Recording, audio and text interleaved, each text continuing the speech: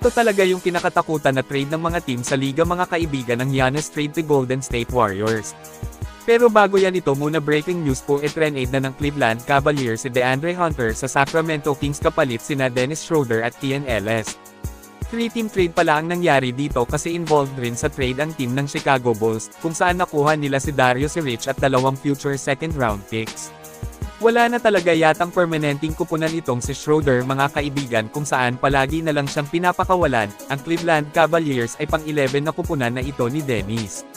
Sa tingin ko pampalit na ito sa pwesto ni Ty Jerome na pinakawalan ng Cavs na ngayon ay nasa Memphis Grizzlies na. Well, bago ma-trade si DeAndre Hunter sa Kings ay nalink ang pangalan niya sa kupunan ng Los Angeles Lakers, kung saan kaya nga daw nilang ibigay si Rui at Dalton Connect kapalit kay Hunter. Pero hangin na lang ito ngayon dahil kasado na ang 3-team trade kababalita lang galing mismo kay Shams. Para sa akin ang masasabi ko sa naekas ang trade na ito mga kaibigan ay panalo dito ang Cavs kasi sa tingin ko ang dagdag na Keon Ellis at Dennis Schroeder sa team nila ay sobrang lumalim pa talaga. Kayo ano ang masasabi nyo sa trade na ito? Mag-comment lang po. Ngayon ay dito na tayo sa usap-usapang trade this season na ito talaga yung pinakakinakatakutan ng lahat ng team ng liga na mangyari. Ito ay ang mapunta sa grupo ng Dubs ang Bucks superstar na si Giannis Antetokounmpo. Kapag matuloy ang malaking trade na ito ay paniguradong sasagasaan ng anumang kupunan na babangga sa Warriors.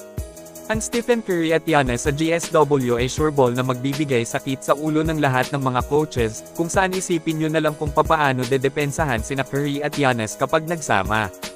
At hindi lang yan mga kaibigan, matunog rin po ang balitang hindi papakawalan ng Golden State si Jimmy Butler.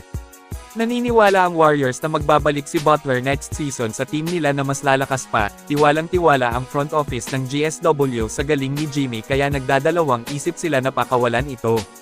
Ngayon dahil sa storyang ayaw ng GSW na i-trade si Butler ay matik ma-involved sa trade si Draymond Green para kay Giannis. Ito yung posibleng ipapackage ng Golden State kapalit kay Giannis, sina Draymond Green, Jonathan Kuminga, Podziemski, Moody at 4 na mga future first round picks at isang pick swap sa taong 2031. Galing po ito kay Evan Sidery mga kaibigan, pero yun nga ito po ay rumors pa lang sa ngayon, pwedeng matuloy pwede nga rin naman na hindi. Ang maganda sa ngayon para sa mga fans ng Warriors ay maraming mga NBA insider ang nagsasabing GSW ang namumuna sa Giannis trade, at sila din umano ang may pinakamaganda na trade package na mai-o-offer sa Milwaukee. Ibig sabihin napakalapit na mangyari ito. And you look at Golden State. If there's a deal that's going to be made before the deadline, in my belief, Golden State is the team to make that deal because the other teams have to get third and fourth teams involved. And that's why Golden State is going to be probably the most aggressive between now and Thursday. Their best position is doing the deal before next Thursday.